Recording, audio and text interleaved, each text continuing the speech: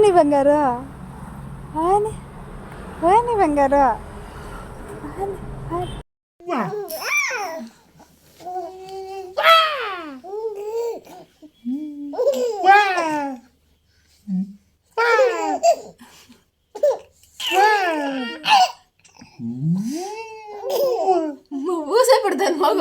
Hi Mirchi Paru ಚಾನಲ್ಗೆ ಸುಸ್ವಾಗತ.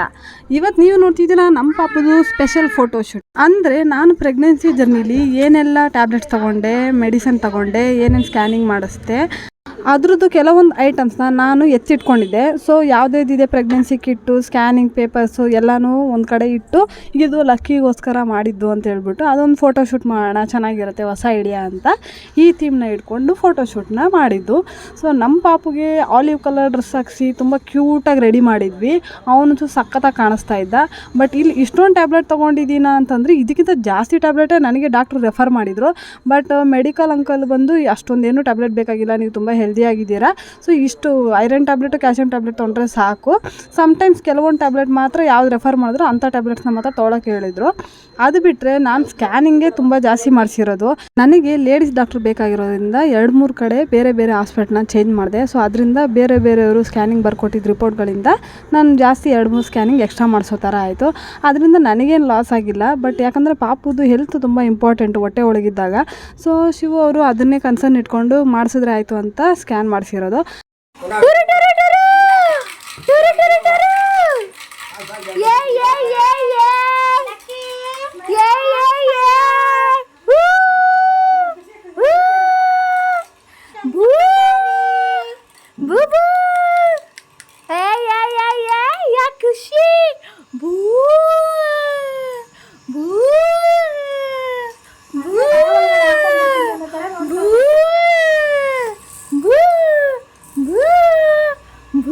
ಮತ್ತು ಇನ್ನೂ ಒಂದು ಕೆಲವೊಂದು ವೈಟಮಿನ್ಸ್ ಟ್ಯಾಬ್ಲೆಟು ಅದ್ರದ್ದೆಲ್ಲ ಬಿಸಾಕ್ಬಿಟ್ಟಿದ್ದೀನಿ.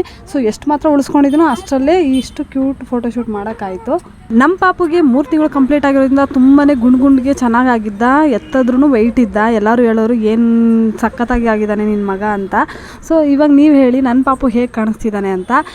ನಿಮಗೆ ನಮ್ಮ ಪಾಪು ಕ್ಯೂಟಾಗಿ ಕಾಣಿಸಿದ್ರೆ ಕ್ಯೂಟ್ ಅಂತ ಕಮೆಂಟ್ ಮಾಡಿ. ನನ್ನ ಚಾನಲ್ ನೀವು ಹೊಸಬ್ರಾಗಿದ್ದರೆ ಚಾನಲ್ನ ಸಬ್ಸ್ಕ್ರೈಬ್ ಮಾಡ್ಕೊಳ್ಳಿ, ಪಕ್ಕದಲ್ಲಿರೋ ಬೆಲ್ಲೈಕನ್ನ ಕ್ಲಿಕ್ ಮಾಡ್ಕೊಳ್ಳಿ. ಆಗ ಮಾತ್ರ ನಾನು ಹೊಸ ವೀಡಿಯೋ ಹಾಕಿದಾಗೆಲ್ಲ ನಿಮಗೆ ನೋಟಿಫಿಕೇಶನ್ ಬರ್ತಾ ಇರುತ್ತೆ. ಹಿಂದೆ ಕೆಲವೊಂದು ವೀಡಿಯೋಸಲ್ಲಿ ನಿಮಗೆ ಚಾಲೆಂಜ್ನ ಕೊಟ್ಟಿದ್ದೆ, ಬಟ್ ಯಾರೂ ರೆಸ್ಪಾನ್ಸ್ ಮಾಡಿಲ್ಲ. ಸೊ ಬೇಗ ರೆಸ್ಪಾನ್ಸ್ ಮಾಡ್ತೀರಾ ಅಂತ ಅಂದ್ಕೊಂಡಿದ್ದೀನಿ. ಯಾರಾದರೂ ರೆಸ್ಪಾನ್ಸ್ ಮಾಡಿ ಖಂಡಿತ ನಾನು ಅದಕ್ಕೆ ರಿಪ್ಲೈ ಖಂಡಿತ ಕೊಡ್ತೀನಿ.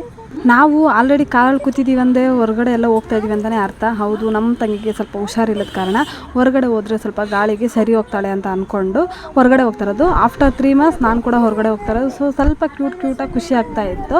ಸೊ ಹೋಗ್ಬೇಕಾದ್ರೆ ಶಿವ ಅವ್ರು ಹೇಳಿದರು ಫ್ರೂಟ್ಸ್ ಎಲ್ಲ ತೊಗೊಂಡೋಗೋಣ ಅಂತ. ಆದರೆ ಹೊಟ್ಟೆ ಸಿಕ್ತಿತ್ತಲ್ವ. ಸೊ ಒಂದು ಹೋಟ್ಲ್ ಹತ್ರ ಹಾಕಿದ್ರು, ಉಡುಪಿ ಗ್ರ್ಯಾಂಡ್ ಅಂತ ಸಮಥಿಂಗು. ಹೋಟ್ಲೇನೋ ಸಖತ್ತಾಗಿತ್ತು. ಅಲ್ಲಿ ನಾವು ಹೋದರೆ ಏನು ತಿನ್ನಬೇಕು, ಫಸ್ಟ್ ಆಫ್ ಆಲ್ ನಾನು ಹೊರಗಡೆ ಊಟ ಜಾಸ್ತಿ ಮಾಡೋಂಗಿಲ್ಲ. ಸೊ ಅದಕ್ಕಂತ ಇಡ್ಲಿ ಮಾತ್ರ ತೊಗೊಂಡೆ. ಅವರು ಪಲಾವು, ಇಡ್ಲಿ, ಡಿಪ್ ಇಡ್ಲಿನ ತೊಗೊಂಡ್ರು. ನನಗೆ ಇವಾಗ ಇದ್ದಿದ್ದ ಪ್ರಾಬ್ಲಮ್ ಅಂದರೆ ಪಾಪು ನಡ್ಕೊಂಡು ಹೇಗೆ ಊಟ ಮಾಡೋದು ಅಂತ. ಶಿವ ಅಂದರು ನನ್ನ ಹತ್ರ ಒಂದು ಐಡಿಯಾ ಇದೆ, ಮಗುನ ಕೊಡಿಲಿ ಅಂತ ಇಸ್ಕೊಂಡ್ರು.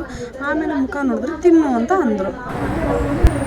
ಯಾಕೆ ಫ್ಯೂಚರ್ ನೆನ್ಸ್ಕೊಳಕ್ಕೆ 3 ತಿಂಗಳಾದಮೇಲೆ ಲಕ್ಕಿ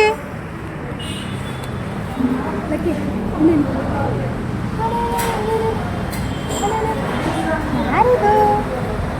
ಯಾರಿದು ಬಂಗಾರ,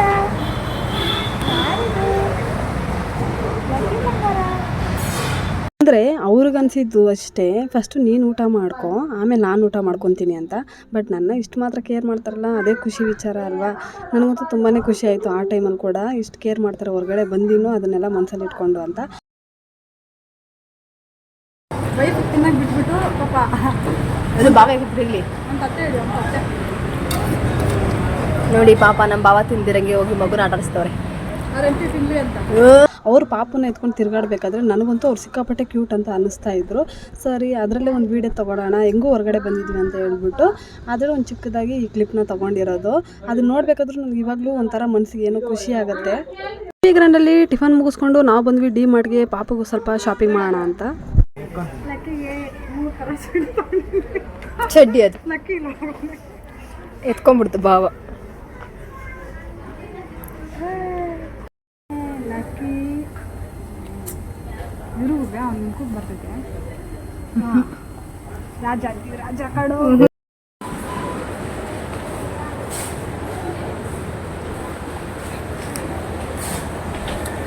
ಪಾಪ ಲಕ್ಕಿನ ಮಲಸ್ಬಿಟ್ಟು ನೀನು ಫ್ರೂಟ್ ವ್ಯಾಪಾರ ಮಾಡ್ತಾ ಇದೀಯಾ ಎಲ್ಲ ಲುಷ ನೋಡಿ ಮಗುನ ಹೆಂಗೆ ಮಲ್ಸೈತೆ.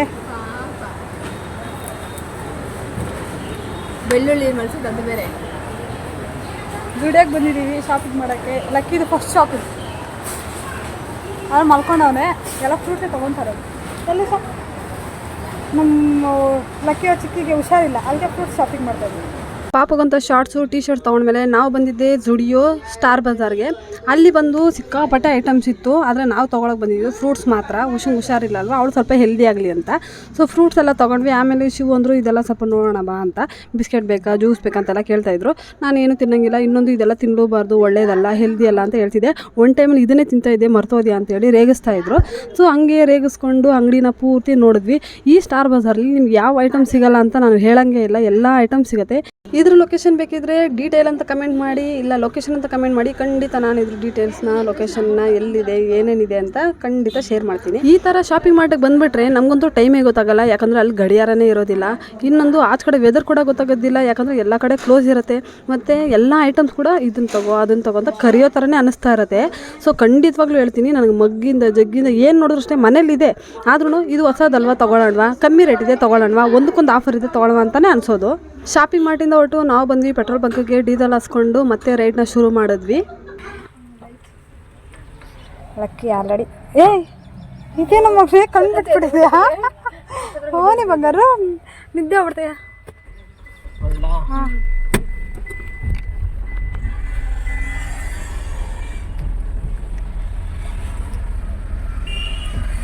ಕಾಣಿಸ್ತಾ ಇಲ್ಲ ಅಲ್ಲಿ. ಚೆನ್ನಾಗಿ ಕಾಣಿಸ್ತಾ ಇತ್ತು. ಬೇಡ ಮನೆಗೆ ಆದ್ಮೇಲೆ ನಾವು ಇಬ್ರು ಆಚೆ ಬಂದಿದ್ವಿ ಅಂತ ನಿಮ್ಗೆ. ದಾರಿ ಮಧ್ಯದಲ್ಲಿ ನಾವು ಯಾವಾಗಲೂ ಕುಡಿತಾ ಜ್ಯೂಸ್ ಅಂಗಡಿ ಕಾಣಿಸ್ತು. ಜ್ಯೂಸ್ ಕುಡಿತೀಯ ಅಂತ ಕೇಳಿದ್ರು. Without ice without sugar fruit juice ಬೇಕು ಅಂತ ಹೇಳಿದೆ. ಕೊನೆಗೆ ಬಟರ್ ಫ್ರೂಟ್ ಜ್ಯೂಸ್ ಕೊಡ್ಸೋದು. ಒಂಥರ ಹಂಗೆ ಅಲ್ವಾಗುವೆ. ನಮ್ಗೆ ಹೊರಗಡೆ ಹೋಗಿದ್ರೆ ಹುಚ್ಚಿಡ್ದಂಗೆ ಆಗಿತ್ತು. ನೀನು ಹೊರಗಡೆ ಹೋಗಿಲ್ಲ ಅನ್ನೋದು ಒಂದು ಫೀಲ್ ಇತ್ತು. ಹಾಂ ನಮ್ಮ ಊರಿದ್ರು ಅಂದರೆ ಮತ್ತೆ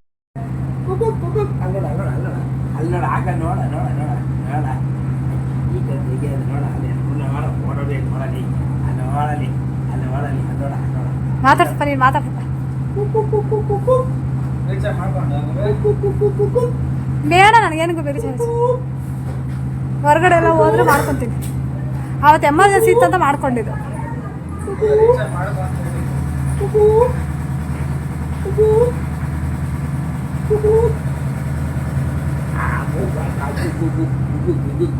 ಲಕ್ಕಿ ಬಂಗಾರ, ಲಕ್ಕಿ ಬಂಗಾರ, ಲಕ್ಕಿ ಬಂಗಾರ, ಬಂಗಾರು ತಿನ್ನೋದ್ರಲ್ಲಿ ಬೀಜ ನೋಡ. ಲಕ್ಕಿ ಬಂಗಾರ,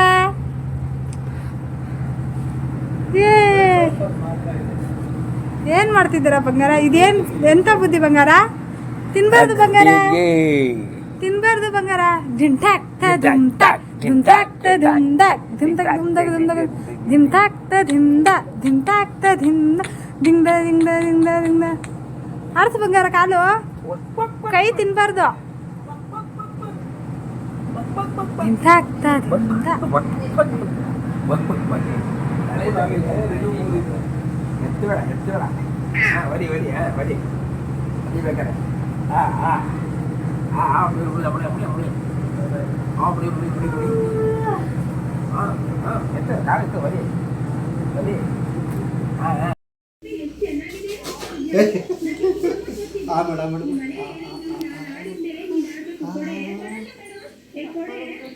ತಿಂದ್ಬಿಡು ತಿಂದ್ಬಿಡು ತಿಂದ್ಬಿಡು. ದ್ರಾಕ್ಷಿ ತಿನ್ನಿಸ್ತಾರೆ ತಿಂದ್ಬಿಡು.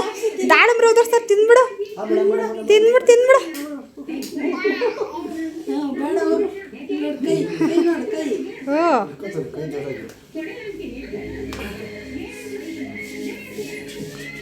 ನಿಮ್ಮ ಅತ್ತೆ ಕಾಲೇ ನಿಮ್ಮ ಅಜ್ಜಿಗೆ ಕಾಲು ನೋವು ಬಂತು ಕಣ.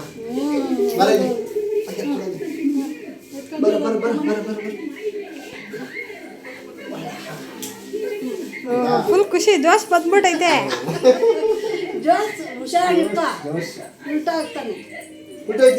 ಆಗ್ತಾನೆ.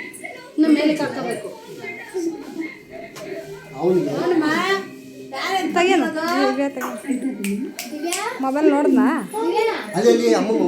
ನೋಡ್ಬಿಟ್ಟಲ್ಲ ಇನ್ನೇನು, ಅದಕ್ಕೆ ಅವನು ಎಕ್ಸ್ಪ್ರೆಷನ್ ಲೆಸ್.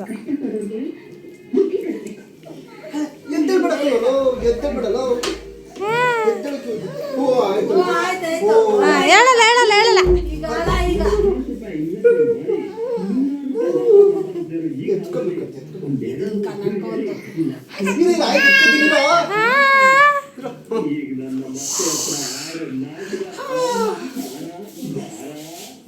ಖುಷಿ ಆಗ್ಬಿಡ್ತು.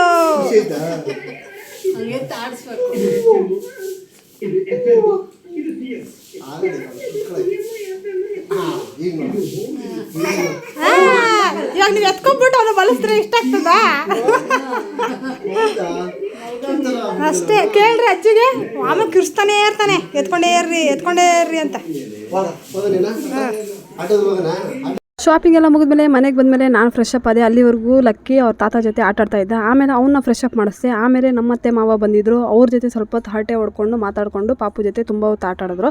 ನನಗೆ ಈ ನಡುವೆ ತುಂಬಾ ಹೇರ್ ಫಾಲ್ ಆಗ್ತಿದೆ. ಯಾರಾದರೂ ರೆಮಿಡಿ ಇದ್ದರೆ ಇಲ್ಲ ಖಂಡಿತ ಹೇರ್ ಫಾಲ್ ಕಂಟ್ರೋಲ್ ಆಗುತ್ತೆ ಅನ್ನೋದನ್ನು ಸಜೆಷನ್ ಮಾಡಿ ಅಂತ ಹೇಳ್ತಾ ಇವತ್ತಿನ ವ್ಲಾಗ್ನ ಮುಗಿಸ್ಬೇಕು ಅಂತ ಅಂದ್ಕೊಂಡಿದ್ದೀನಿ. ಇದರಲ್ಲಿ ನಿಮಗೆ ಯಾವ ಪಿಕ್ ಇಷ್ಟ ಆಯಿತು, ಕ್ಯೂಟ್ ಇದೆ ಅಂತ ಕಮೆಂಟ್ ಮಾಡಿ ತಿಳಿಸಿ. ವ್ಲಾಗ್ನ ಮುಗಿಸ್ತಾ ಇದ್ದೀನಿ. ಬಾಯ್ ಬಾಯ್, ಟೇಕ್ ಕೇರ್.